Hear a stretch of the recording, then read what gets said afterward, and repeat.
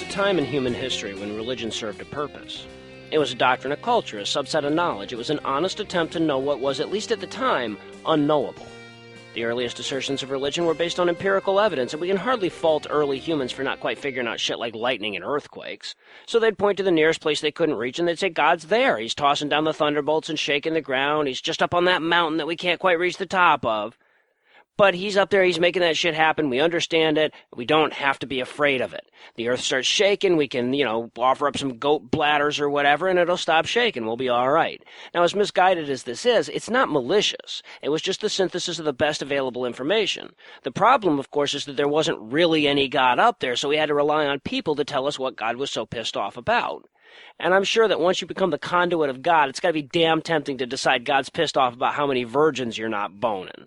How many feasts you're not eating. At the very least, God probably wants you to spend your entire day in quiet contemplation while all the other saps plow the fields. So at some point between the question and the answer, religion becomes something else entirely. It abandons its desire to find truth in favor of a new desire to dictate truth. After all, the idea that God wants you to have more money and nicer clothes might not stand up to objective scrutiny, so fuck objective scrutiny. So we get to the top of the mountain, religion just pushes God further back. He says, God was on the clouds. The really, really high up ones. But don't worry, we might have been wrong about where God was, but we were definitely right about him wanting us to bone more virgins and eat more food than you.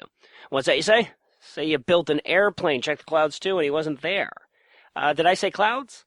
I meant, what's that shit above the clouds? Space. That's where he was. He was in the... You checked there too, huh? With your satellites. Fuck. Well, what I meant was an alternate dimension of space that you can never get to no matter where you look. So quit asking so many fucking questions and just trust me on the nicer clothes and the more food and stuff. Because when your power comes from your ability to dictate truth, the real, actual, doesn't give a shit what you say truth necessarily becomes your enemy. You have to be an impediment to discovery, a nemesis of knowledge. You have to literally set yourself in opposition to reality. To reality. So sure, it's fine to map the heavens as long as you don't notice a major hole in church doctrine while you're doing it. It's fine to examine all God's creatures as long as you don't figure out how they actually got there. It's fine to study every word of the Bible over and over again as long as you don't notice the ones that contradict each other.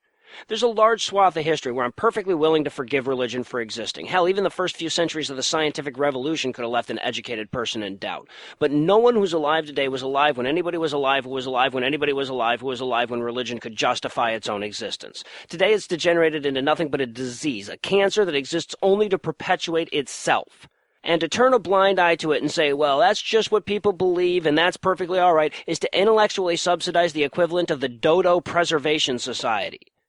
They've had plenty of time to find a reason to exist. We've given religion at least 8 centuries to find something useful to do, but they haven't done it. Instead, they've become a stumbling block on the path towards knowledge.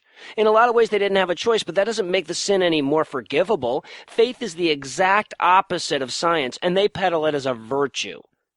Religion has nothing to offer the world but more religion. You give it another 1,000 years or another 100,000 and it'll still have nothing more to offer. But imagine what science can do with that time. And now imagine what it could do if religion wasn't standing in its way.